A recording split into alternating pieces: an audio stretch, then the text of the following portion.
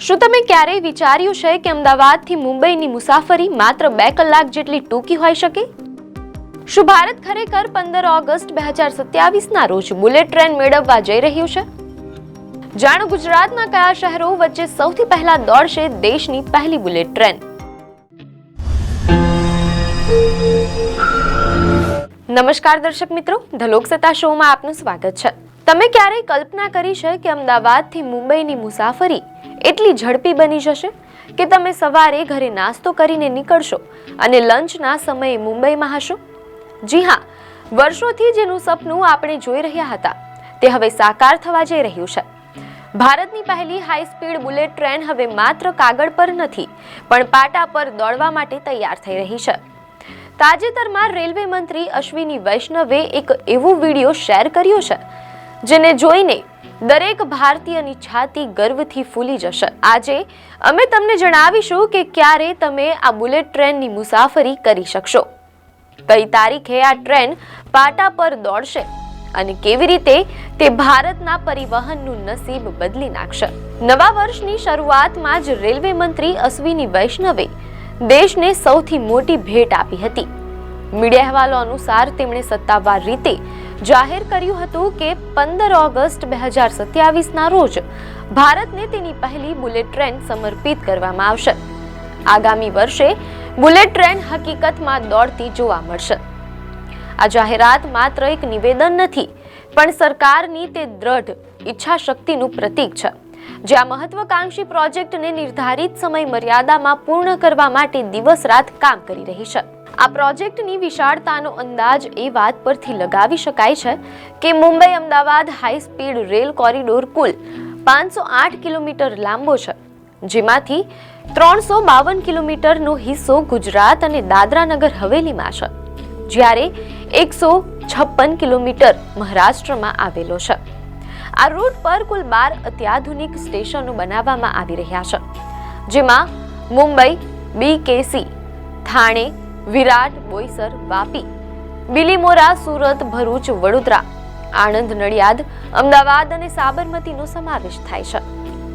ચાલો હવે જોઈએ કે કયા સ્ટેશન પર અત્યારે શું સ્થિતિ છે. આ પ્રોજેક્ટના ઉત્તરના અંતિમ બિંદુ એવા સાબરમતી સ્ટેશન પર અત્યાધુનિક પેસેન્જર હબનું નિર્માણ કાર્ય પૂર્ણતાના આરે છે, જ્યાં મેટ્રો અને ભારતીય રેલવે સાથેની મલ્ટીમોડલ કનેક્ટિવિટી પર વિશેષ ભાર મૂકવામાં આવ્યો છે. જ્યારે અમદાવાદ સ્ટેશન પર ફાઉન્ડેશન અને પિલરનું કામ પૂર્ણ થયા બાદ હવે મુખ્ય પ્લેટફોર્મ અને સુપર સ્ટ્રક્ચરનું નિર્માણ ઝડપથી ચાલી રહ્યું છે.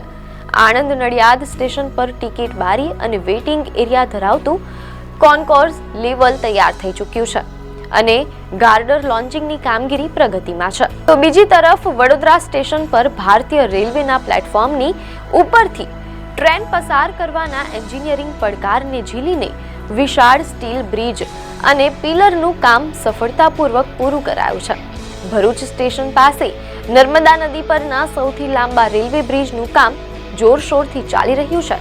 આ પ્રોજેક્ટના સૌથી પ્રગતિશીલ એવા સુરત સ્ટેશનનો બાહ્ય દેખાવ હીરા ઉદ્યોગથી પ્રેરિત છે અને ત્યાં ફિનિશિંગ ટચની તૈયારીઓ ચાલી રહી છે, જ્યારે બિલીમોરા સ્ટેશન અને તેની આસપાસના ટ્રેકનું કામ લગભગ પૂર્ણતાના આરે છે.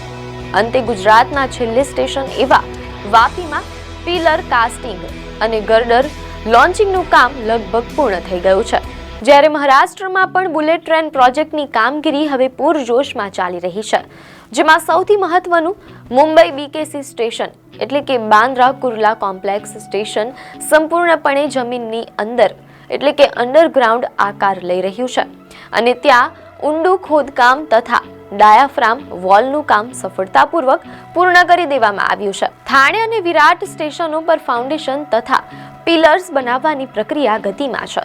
મીડિયા અહેવાલો મુજબ બુલેટ ટ્રેન સૌથી પહેલા ગુજરાતના સુરતથી બિલીમોરા વચ્ચેના 47 કિલોમીટરના સેક્શનમાં શરૂ કરવામાં આવશે. અત્યારે જ્યાં 6 થી 7 કલાક લાગે છે, ત્યાં બુલેટ ટ્રેન 320 કિલોમીટર પ્રતિ કલાકની ઝડપે માત્ર 120 મિનિટમાં તમને મુંબઈ પહોંચાડશે. આ સ્પીડ મુંબઈ અને અમદાવાદને જોડ્યા શહેરોની જેમ નજીક લાવી દેશે. મીડિયા અહેવાલો અનુસાર ભારતની આ બુલેટ ટ્રેન જાપાનની જગવિખ્યાત શિનકાનસેન ટેકનોલોજી પર આધારિત છે જે તેના ઝીરો એક્સિડન્ટ રેકોર્ડ માટે જાણીતી છે. જાપાનની એજન્સી JICA આમાં લગભગ 81% ફંડિંગ કરી રહી છે. આ પ્રોજેક્ટમાં 24 નદીઓ પર પુલો બની રહ્યા છે, જેમાં નર્મદા, તાપી અને મહી નદીના પુલો મુખ્ય છે. ઉપરાંત જાપાનની ખાસ સ્લેબ ટ્રેક સિસ્ટમ દ્વારા ટ્રેક બિછાવવાનું કામ પણ શરૂ થઈ ગયું છે. મહારાષ્ટ્રમાં મુંબઈ BKC સ્ટેશન માટે દરિયાની અંદર 21 કિલોમીટર લાંબી ટનલનું કામ પણ શરૂ કરી દેવાયું છે.